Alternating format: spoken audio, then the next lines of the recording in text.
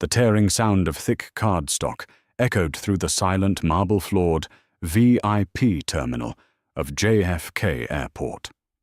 Desmond stood paralyzed as the gate agent smirked the halves of his $10,000 first-class ticket fluttering to the floor.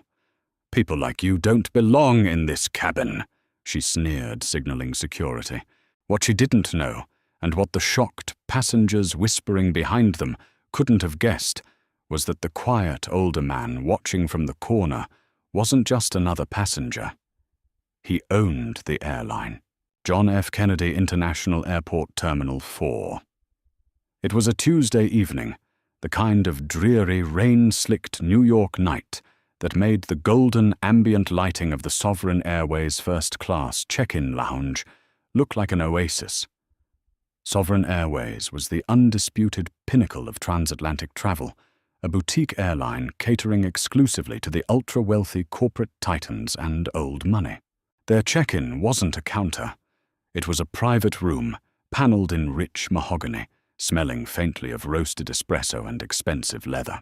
Desmond Keller pushed his matte-black Rimowa cabin cruiser through the frosted glass doors. At 34, Desmond was exhausted. He had just wrapped up a grueling 72-hour negotiation, successfully selling his cybersecurity firm to Palo Alto Networks for a sum that made the financial news across the globe. He was brilliant, self-made, and entirely uninterested in the superficial trappings of wealth. Tonight he was dressed for comfort on the 8-hour red-eye to London, a navy Loro Piana cashmere hoodie, tailored raw denim jeans, and pristine white sneakers. The only hint of his net worth was the vintage Rolex Daytona resting quietly under his sleeve.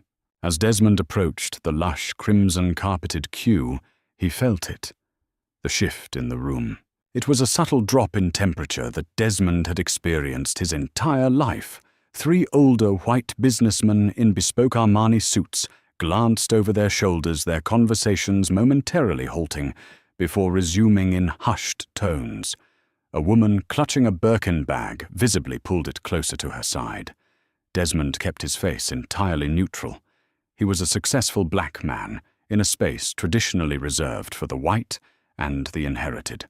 He knew the unwritten rules of these rooms, and he knew how people looked at him.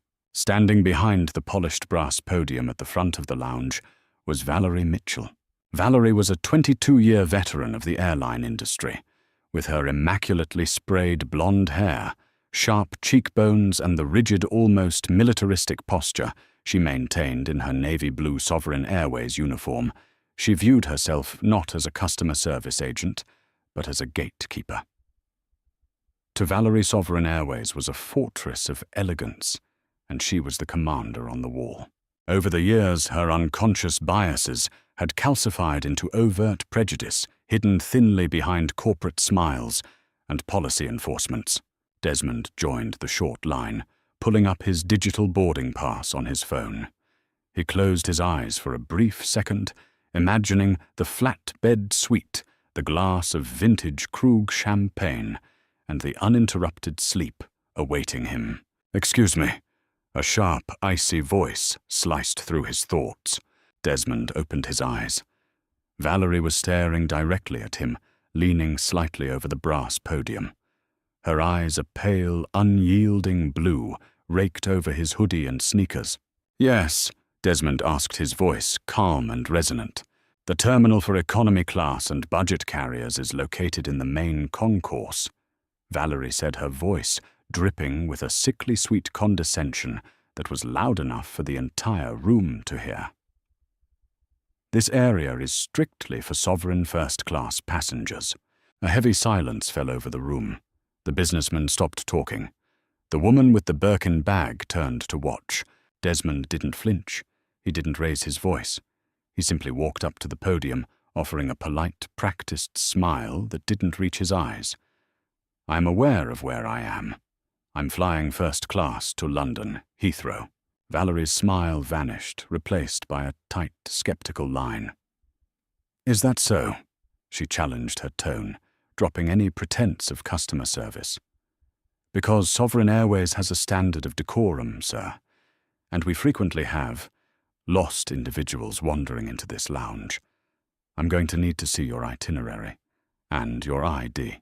Desmond unlocked his phone and placed it gently on the counter right next to his sleek black passport. Flight 88, Seat 2A, Desmond Keller.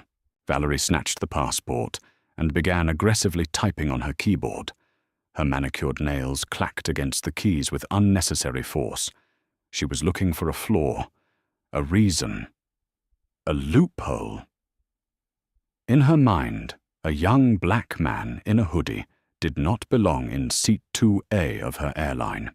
"I see a reservation here," Valerie said slowly, her eyes narrowing at the screen. But it was booked very recently. Last minute, in fact. "Yes," Desmond replied easily. "My meeting's wrapped up earlier than expected.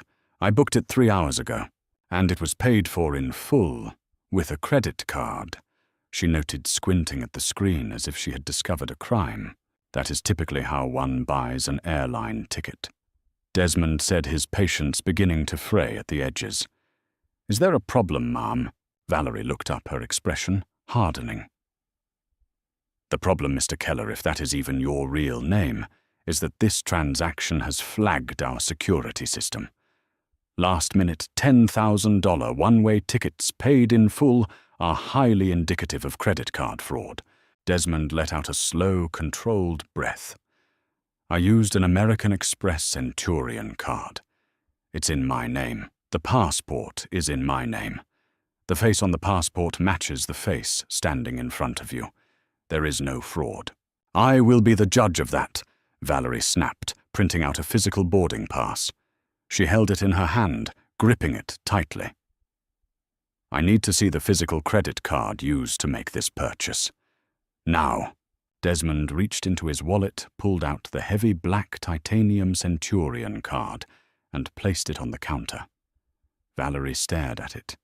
The ultimate symbol of financial elite status. A card you couldn't just apply for. You had to be invited, usually after spending millions. For a fraction of a second, hesitation flickered in Valerie's eyes. But her pride and her deeply ingrained racism refused to let her back down. She had already made a scene. She had already drawn the eyes of the wealthy white passengers in the lounge. Admitting she was wrong now would be a humiliation she couldn't stomach. So she doubled down. "These are easily faked," Valerie said, coldly, pushing the heavy metal card back toward him with the tip of her pen. Desmond stared at her, genuinely astounded by her audacity. "You think I forged a titanium American Express card to sneak onto an airplane?" "I think," Valerie said, her voice rising in volume, clearly playing to the audience in the room, "that you are exhibiting aggressive behavior and presenting suspicious documentation. Sovereign Airways has the right to refuse service to anyone who poses a security risk or fails to meet our passenger standards." Desmond leaned forward, resting his hands flat on the mahogany counter. He lowered his voice, trying to de-escalate the situation.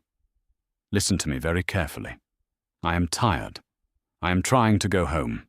You have my government-issued ID, my boarding pass, and the exact card I used to pay. Run the card. Call Amex.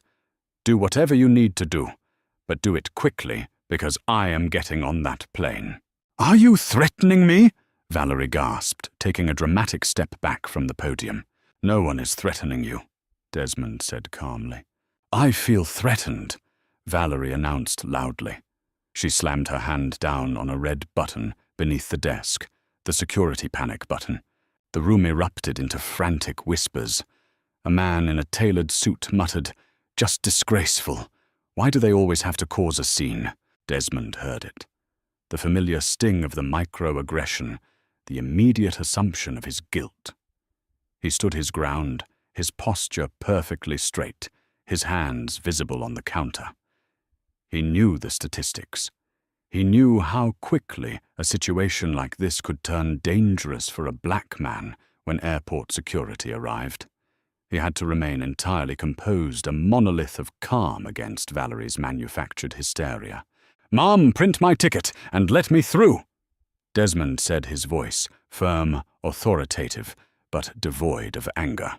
"You are not flying on this airline today." Valerie spat her face, flushed with a triumphant, vindictive energy. She held up the physical boarding pass she had just printed.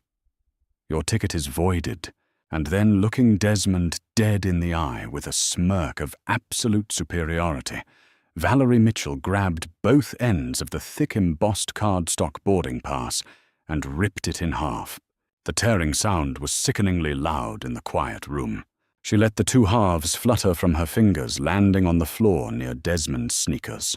"You can collect your bags from the economy terminal," Valerie said, crossing her arms. "Security is on the way to escort you off the premises." Desmond looked down at the torn ticket. A cold, calculating fury settled in his chest. He didn't yell. He didn't curse. He slowly pulled his phone back toward him and slid his passport into his pocket. "You are going to deeply regret doing that," Desmond said softly. "Is there a problem here?" A rough, gravelly voice interrupted. Desmond didn't turn around. Two armed JFK terminal security officers, a heavy-set man named Miller and a younger officer named Davies, pushed through the glass doors, their hands resting cautiously on their utility belts. "Officers!" Valerie cried out, her demeanor instantly shifting from aggressive antagonist to terrified victim. She pointed a trembling finger at Desmond. "This man is trying to use a fraudulent credit card to board an international flight. When I confronted him, he became extremely hostile and verbally abusive. I need him removed from the VIP lounge immediately." Officer Miller stepped up to Desmond, his expression stern. "Sir, step away from the counter." "I have done nothing wrong," Desmond said clearly, keeping his hands perfectly visible. "I bought a ticket. She refused to verify my card, claimed I was committing fraud because of my appearance, and destroyed my property." "He's lying," Valerie interrupted. "He's a scammer. Just look at him. Does he look like he belongs in sovereign first class?" The blatant, ugly racism of the statement hung in the air. Even Officer Davies seemed to wince slightly, looking from Desmond's high-end, albeit casual clothing, to Valerie's flushed face. "Sir, I need you to gather your things and come with us to the terminal office to sort this out," Officer Miller said, though his tone was slightly less aggressive now. "If I leave this lounge, I miss my flight," Desmond stated. "I am not leaving." "Sir, don't make this difficult," Miller warned, taking a step closer. The tension in the room was a coiled spring. The other passengers watched in silence, a few pulling out their phones to record, eager for the spectacle. Valerie stood behind her counter, a smug, satisfied smile playing on her lips. She had won. She was the gatekeeper, and she had successfully defended her castle. "I said, is there a problem here?" The voice came again, but this time it wasn't security. It came from the far corner of the lounge near the private seating area. A man stood up from a high-backed leather wing chair. The man who stepped out of the shadows did not look like the typical Sovereign Airways passenger. He was in his late 60s with a shock of unruly silver-white hair and a deeply lined, weathered face. He wore a faded olive-green Barber Field jacket over a simple black turtleneck and scuffed Chelsea boots. He looked more like a retired literature professor heading to a cabin in the woods than a first-class international traveler. He walked slowly with a slight limp, resting his weight on a beautifully carved wooden walking stick. Valerie glanced at him, annoyed by the interruption. "Sir, please return to your seat. Security is handling a volatile situation." The older man ignored her. He walked right past the security officers, right past the whispering businessman, and stopped next to Desmond. He looked down at the torn boarding pass on the floor. He slowly bent down, his knees popping slightly, and picked up the two halves. He examined the name printed on the card. "Desmond Keller." The older man read aloud. He looked up at Desmond, his sharp, intelligent grey eyes crinkling at the corners. The same Desmond Keller who just revolutionized endpoint cloud security and sold his architecture to Palo Alto yesterday for $800 million. Desmond blinked, slightly taken aback. Yes, that's me, the older man chuckled softly. I read the Wall Street Journal this morning. Brilliant piece of coding you developed. Truly. It's an honor to meet you, son. Thank you, Desmond said, his guard remaining up. And you are just a bystander, the man said warmly. He then turned his attention to Valerie, and the warmth in his eyes vanished, replaced by an arctic, terrifying coldness. Mum, the older man said, his voice quiet, but carrying an undeniable weight of authority. Why is this gentleman's ticket on the floor torn in two? Valerie puffed out her chest, irritated that this scruffy, older man was questioning her. I don't know who you think you are, sir, but this is official airline business. This man flagged our fraud systems. He is aggressive, and I have revoked his flying privileges. You revoked his flying privileges, the man repeated, rolling the words around in his mouth as if tasting something rotten. Based on what? A fraud alert, or the fact that he is a young black man wearing a hoodie in your precious lounge? How dare you? Valerie gasped, her face turning beet red. Officers, remove this man as well. He is interfering with airport security. Officer Miller stepped forward, clearing his throat. All right, Pops, let's calm down. You need to step back. I suggest you do not touch me, officer, the older man said softly, without even looking at the guard. There was something in the absolute certainty of his voice that made Miller freeze in his tracks. The older man stepped right up to the brass podium, leaning on his walking stick. He looked at Valerie's name tag. Valerie Mitchell, 22 years with the company. Valerie looked confused, a flicker of uncertainty finally breaking through her arrogance. How do you know how long I've worked here? Because, the man said, reaching into the inner pocket of his battered barber jacket, I signed your 10-year commendation letter 12 years ago, and your 20-year anniversary letter 2 years ago. The man pulled out a sleek, black leather wallet and flipped it open, dropping a solid gold, intricately engraved Sovereign Airways master identification card onto the mahogany counter. The room went dead silent. Valerie stared at the card. The name etched into the gold caught the light. Arthur Kensington, founder and chairman of the board, Sovereign Airways. All the blood drained from Valerie's face. She looked like she had just been struck by lightning. Her jaw worked soundlessly, her pale blue eyes widening in absolute, unadulterated horror. Mr. Kensington. Valerie stammered, her voice dropping to a terrified whisper. She grabbed the edge of the podium to keep her knees from giving out. The security officers exchanged panicked glances and immediately took 2 large steps back, suddenly wanting no part of this confrontation. The wealthy passengers who had been whispering a moment ago were now completely speechless, staring at the man in the scruffy jacket. Desmond stood beside Arthur, watching the entire dynamic of the room flip in a matter of 3 seconds. I built this airline 40 years ago. Valerie, Arthur said, his voice echoing in the silent room. I built it on the principle of unparalleled hospitality. I built it to be a sanctuary in the sky. And I sit here incognito once a month, just to see how my company treats its guests when the executives aren't looking.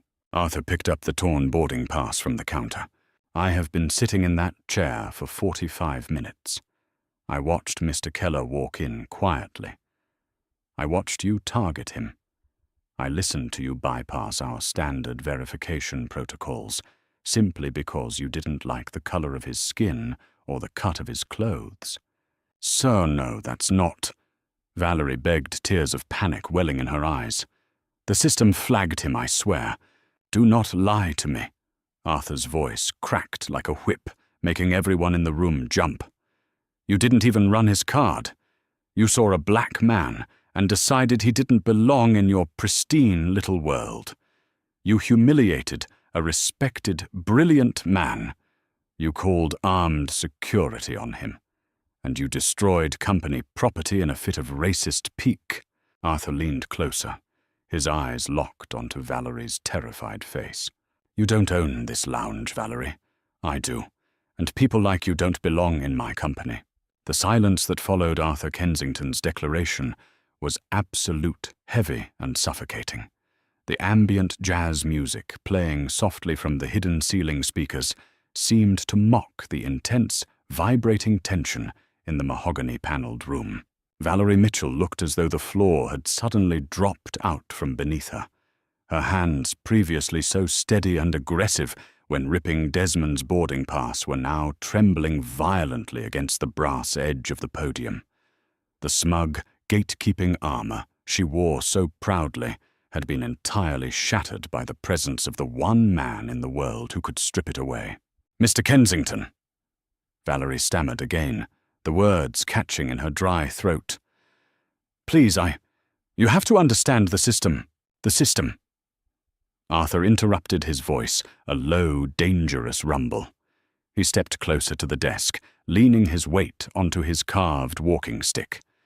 "Do not insult my intelligence by blaming the software I commissioned. You claim the system flagged his transaction. Let's assume it did.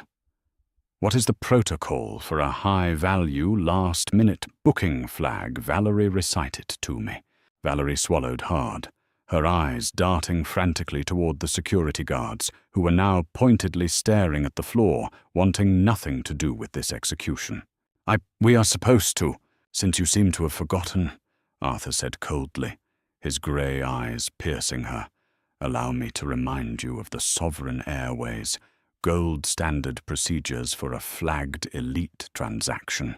Step 1, quietly and politely, inform the guest that the banking institution requires a routine verification for their protection.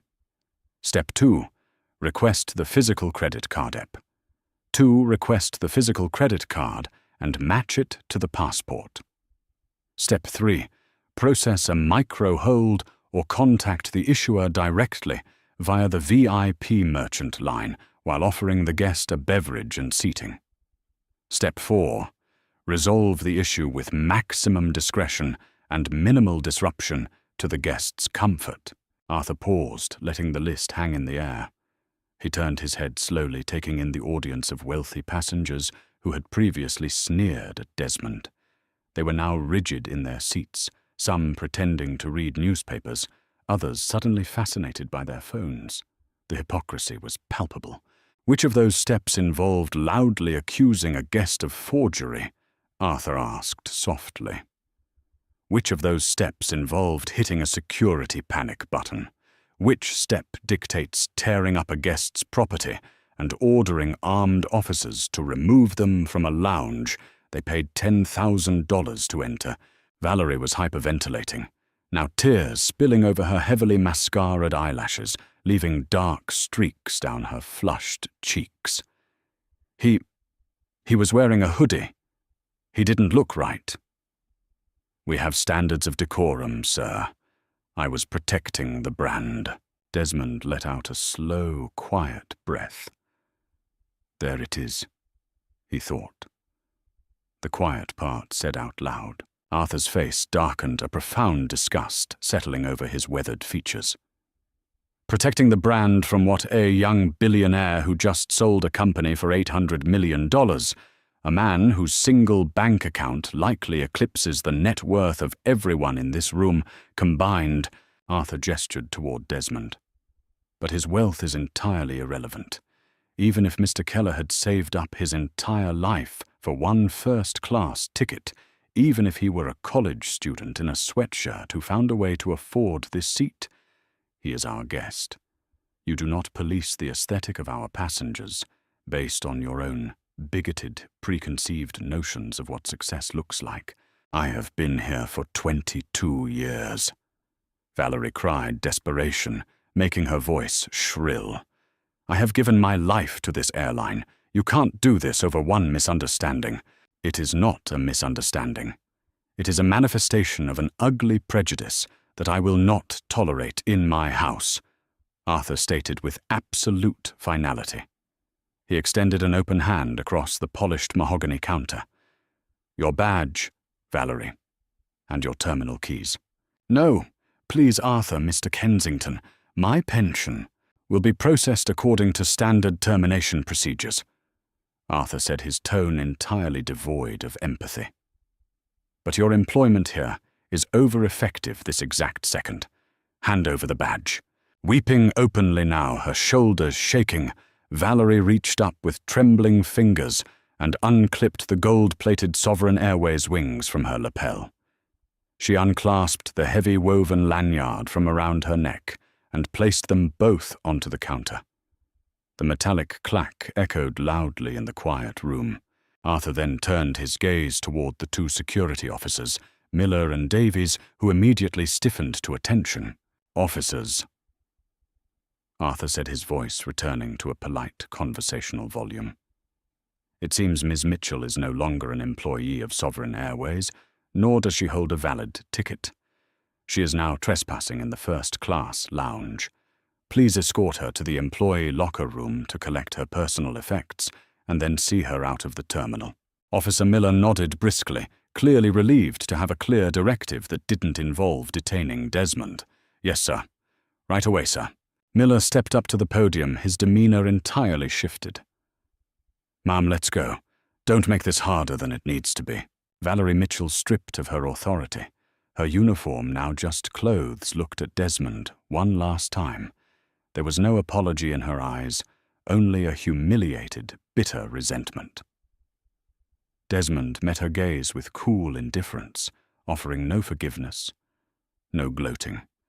He simply watched as the gatekeeper was led away from her own gates, flanked by the very guards she had summoned to destroy him. Once the frosted glass doors swung shut behind them, a collective exhalation seemed to ripple through the lounge. The silence broke as passengers resumed breathing normally. Arthur Kensington let out a heavy sigh, his shoulders slumping slightly, as the adrenaline of the confrontation began to fade. He turned to Desmond, the icy CEO persona melting away, replaced by the weary, grandfatherly demeanor he had first approached with. "Mr. Keller," Arthur said softly, extending his hand. "There are no words in the English language sufficient to apologize for what you just experienced in my establishment."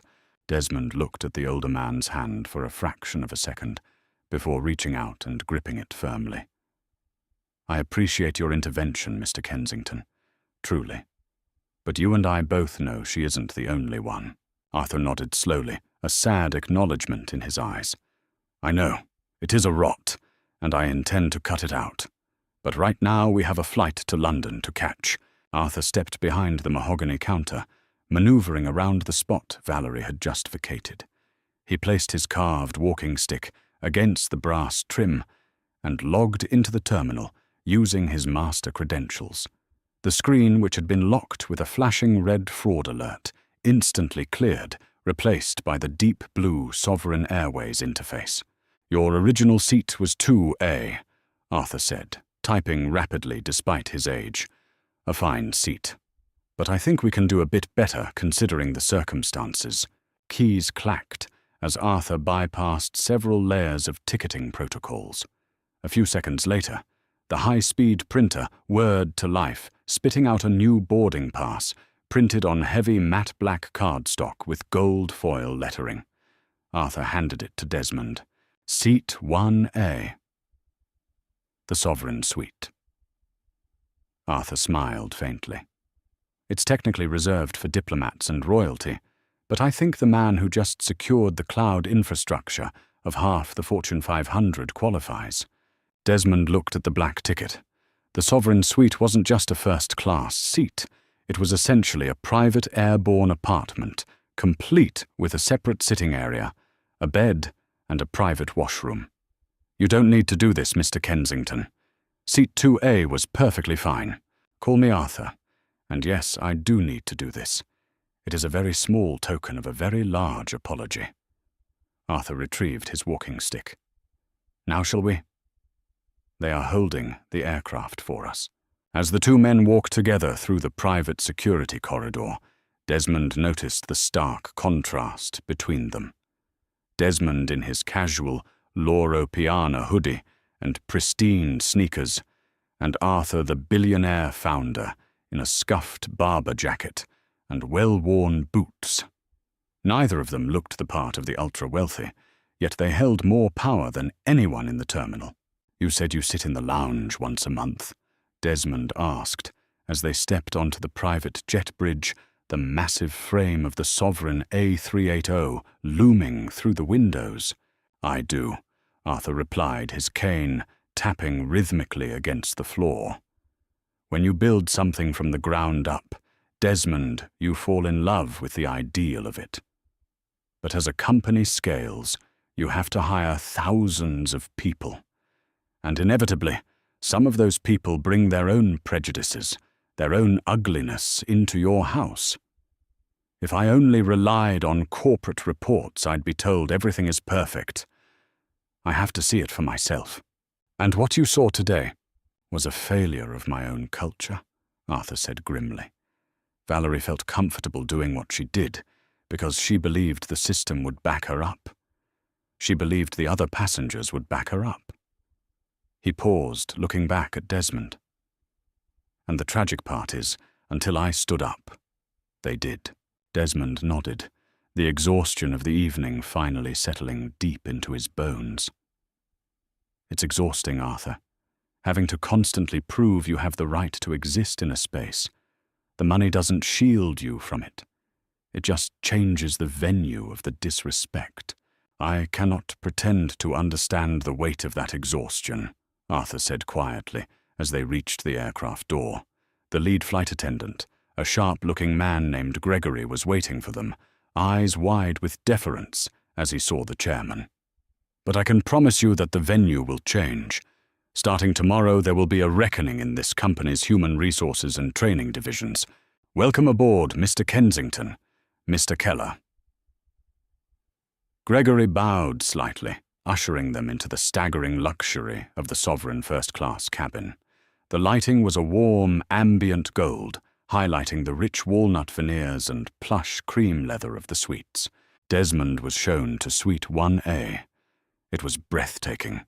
A sliding door afforded total privacy, and a chilled bottle of 2004 Krug champagne was already waiting in a silver bucket next to a pair of crystal flutes.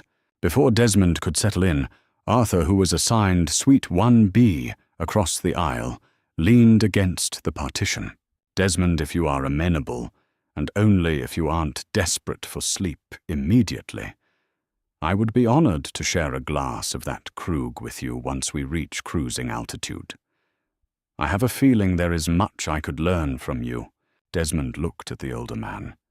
The sincerity in Arthur's eyes was genuine. Despite the horrific start to the evening, Desmond felt a rare sense of kinship with the eccentric billionaire. "I'd like that Arthur Desmond smiled a real smile this time. But I'm warning you, if we start talking about endpoint cybersecurity architecture, I might talk your ear off."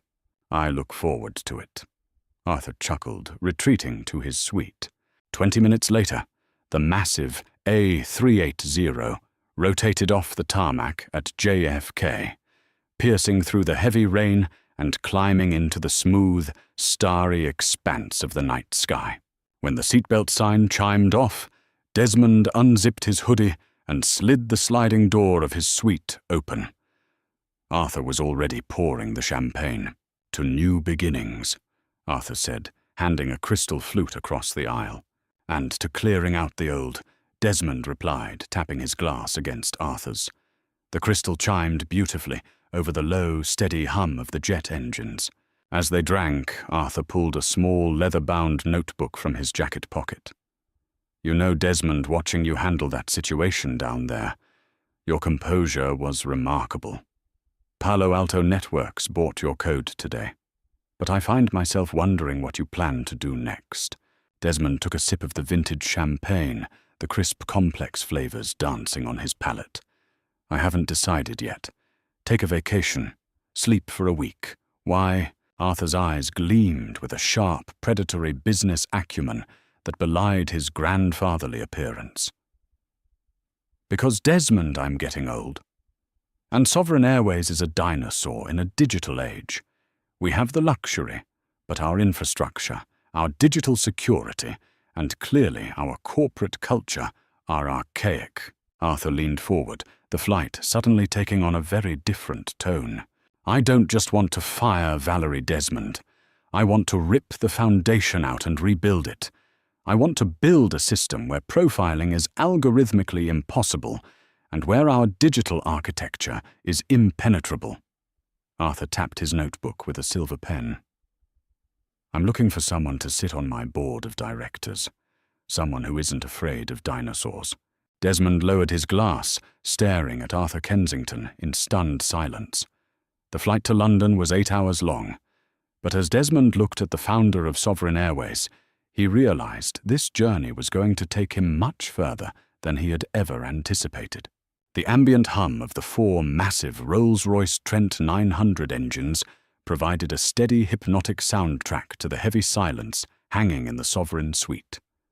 Desmond sat perfectly still, the crystal champagne flute pausing midway to his lips. He looked at Arthur Kensington, searching the older man's weathered face for any sign of a joke. There was none. Arthur's grey eyes were dead serious, reflecting the soft gold light of the cabin. A board seat, Desmond repeated slowly, lowering his glass. Arthur, respectfully, we met exactly 1 hour ago. You know my net worth from a newspaper article, and you know I can keep my temper when a racist gatekeeper tries to ruin my night. That hardly qualifies me to steer an international airline. Arthur chuckled a low, raspy sound and took a slow sip of his Krug. I know far more than that, Desmond. I know that Palo Alto Networks doesn't write an $800 million check for a mediocre product.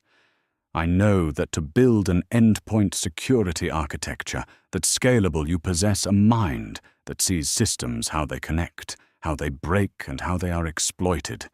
Sovereign Airways is fundamentally broken. Valerie was merely a symptom of a deeper rot. Desmond leaned back against the plush cream leather of his seat. His exhaustion was a heavy weight behind his eyes, but Arthur's proposition had ignited a familiar spark in his brain. The irresistible lure of a broken puzzle. You said your digital architecture is archaic. Desmond said, his voice dropping into the clinical analytical tone he used during late-night coding binges. How archaic are we talking? Arthur sighed, resting his chin on his hands. We run on a proprietary mainframe built in the late 90s, patched together with modern front-end interfaces to make it look pretty for the customers. But the back end, it's a labyrinth. We've had 3 minor data breaches in the last 4 years. We hushed them up, paid the fines, and slapped digital band-aids on the servers. But I know it's only a matter of time before someone truly guts us. Desmond stared at the intricate walnut grain of the suite's partition. He reached down into his leather duffel bag beneath the footrest and pulled out a matte black, unbranded laptop. It was custom-built heavy and lacked any identifying logos. Arthur, Desmond said quietly, opening the screen. You want to know if I'm cut out for your board? Let's run a live diagnostic. Right now. Arthur raised a thick, white eyebrow. From 38,000 feet over the Atlantic. Satellite Wi-Fi is slow, but it's sufficient for a ping. Desmond said, his fingers already flying across the keyboard with blinding speed. Give me your master administrative credentials, the same ones you used at the podium to bypass Valerie's lockout. Arthur didn't hesitate. He pulled out his leather notebook, scribbled a complex alphanumeric string onto a torn piece of paper, and handed it across the aisle. Desmond typed it in, bypassing the passenger Wi-Fi portal and connecting directly to Sovereign's internal encrypted network tunnel. The screen plunged into a deep, scrolling black terminal window. Lines of green code began cascading down the monitor, reflecting in Desmond's focused, dark eyes. All right, let's look at the localized server data for JFK Terminal 4, Desmond muttered mostly to himself. I want to see exactly what triggered the system to flag my ticket. Valerie claimed it was a fraud alert due to a last-minute booking, which is a legitimate protocol. Arthur noted, leaning forward, fascinated by the rapid movement of Desmond's hands. But usually it simply requests secondary verification. It doesn't instantly void the ticket. Exactly, Desmond said, his brow furrowing. So why did her terminal throw a hard lock? For 10 minutes, the only sound in the first-class cabin was the rhythmic, relentless clacking of mechanical keyboard switches. Desmond navigated through layers of obsolete code, slicing through Sovereign's outdated firewalls like a scalpel through tissue paper. Arthur watched in awe as the young billionaire dismantled millions of dollars of corporate security infrastructure in the time it took to finish a glass of champagne. Suddenly, Desmond stopped typing. He hit the enter key with a sharp, definitive strike. "Arthur Desmond," said his voice, dropping to a harsh whisper. "Come look at this." Arthur stood up, leaning heavily on his walking stick, and crossed the narrow aisle to peer at the screen. The terminal window showed a complex web of transactions highlighted in bright red. "I found the error log for my ticket," Desmond explained, pointing to a specific line of code. "Valerie didn't manually void your ticket initially. The system actually did kick back a hard denial on my purchase." Arthur frowned deeply. "Why, because of your Amex?" "No," Desmond said, his eyes narrowing as he traced the digital breadcrumbs. "Because seat 2A wasn't actually empty." "That's impossible," Arthur said firmly. "I checked the manifest myself. The seat was completely unbooked until you bought it 3 hours prior to departure. It was unbooked on the public-facing manifest," Desmond corrected him, his fingers flying across the keys again to pull up a hidden directory. "But deep in your mainframe, seat 2A was occupied by what we call a ghost reservation, a phantom ticket. It was booked 6 months ago, paid for using internal corporate loyalty miles, but the passenger name was left as a blank string of code." Arthur's face paled as the implications hit him. A ghost ticket. Why would anyone inside the company book an empty seat and hide it from the public manifest? "Because," Desmond said, pulling up the baggage ledger associated with the ghost ticket, "if a seat is technically booked by an elite passenger, that passenger is granted an allowance of 3 100-pound cargo crates that bypass standard customs and TSA screening routed directly through Sovereign's private freight channel." The cabin temperature seemed to drop by 10 degrees. Arthur sank onto the edge of Desmond's footrest, staring at the screen in horror. "Someone is using our first-class cabin to smuggle," Arthur whispered, the reality of the betrayal sinking in. "They book ghost tickets to generate unquestioned cargo space.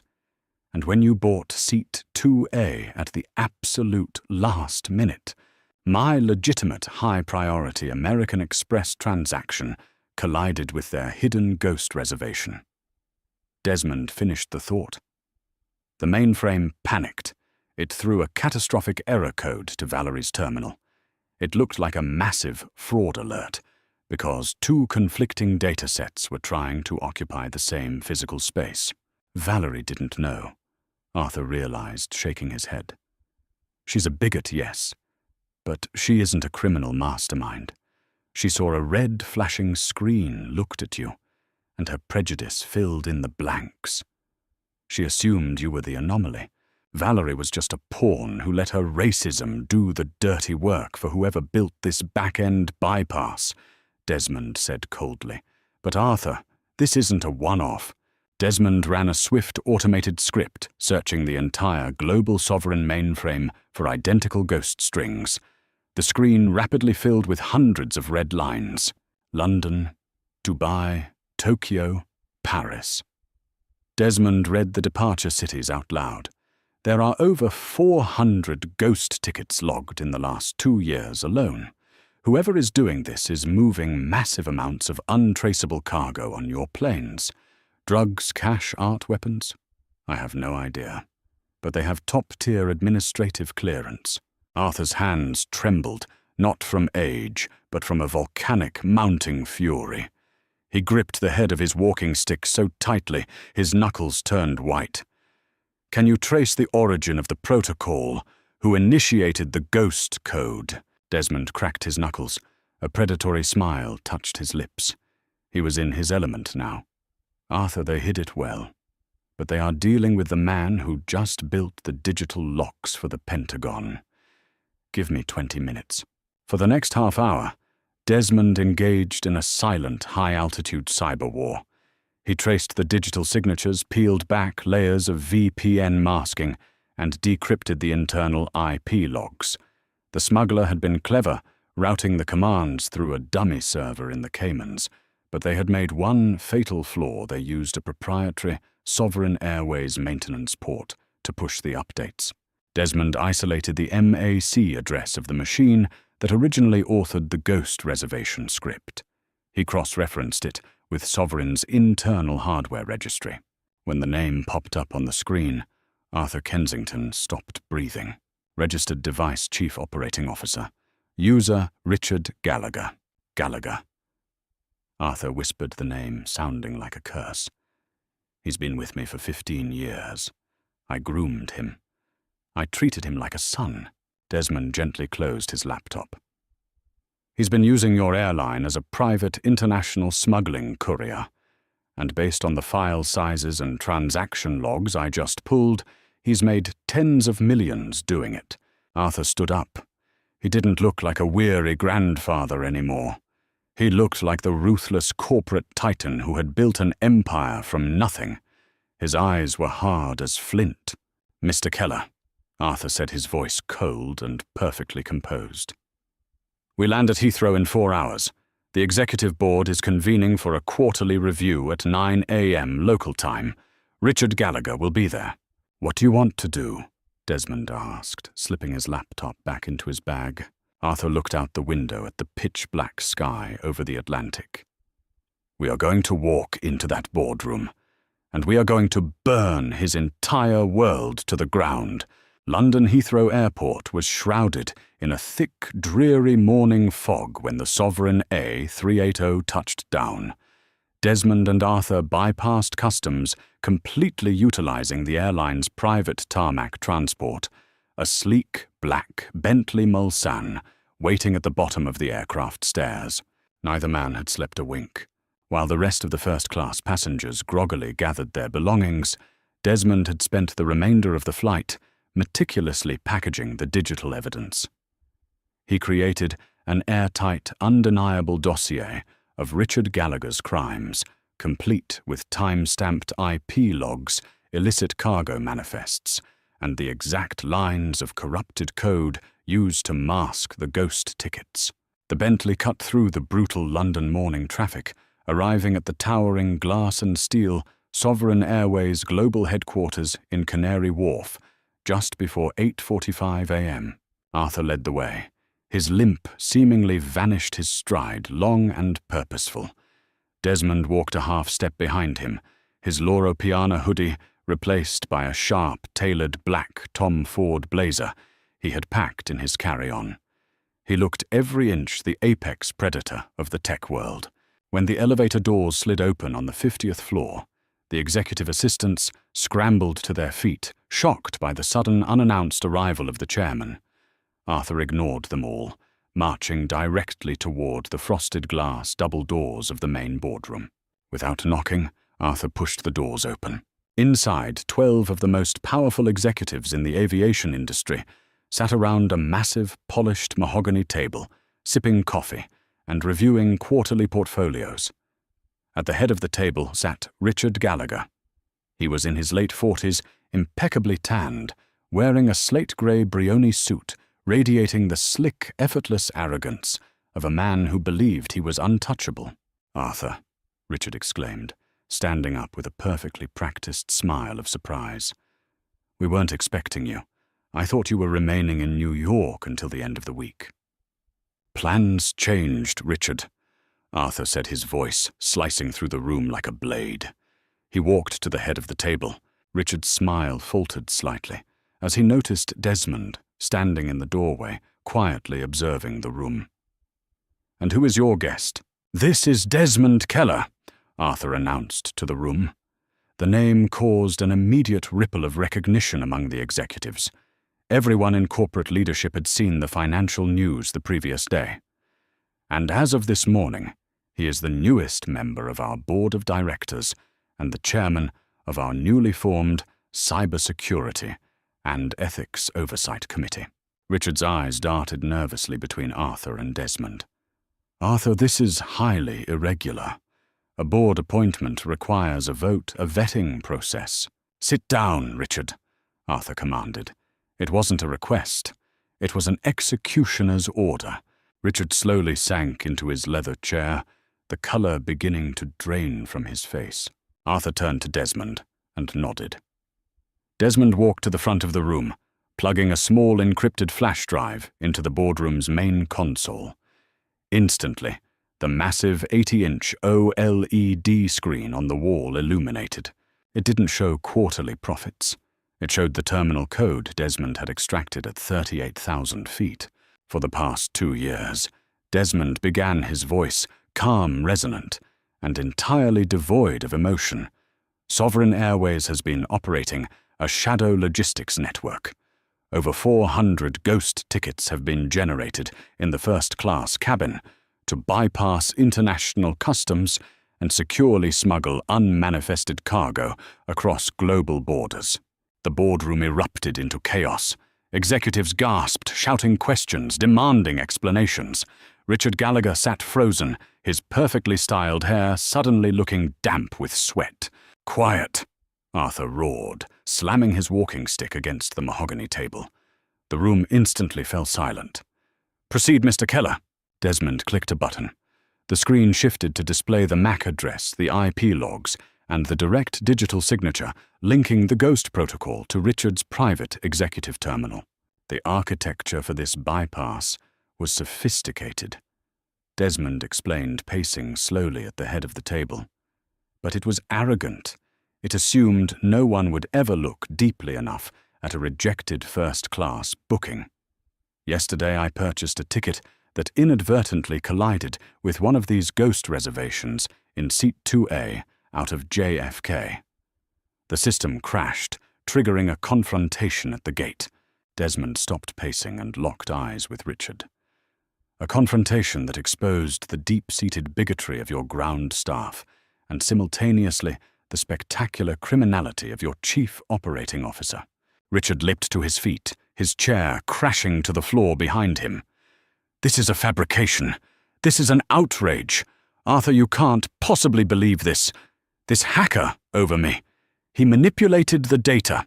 Arthur looked at Richard with a disgust so profound it seemed to suck the oxygen out of the room. "The National Crime Agency is waiting in the lobby, Richard. So is Scotland Yard. I called them from the car."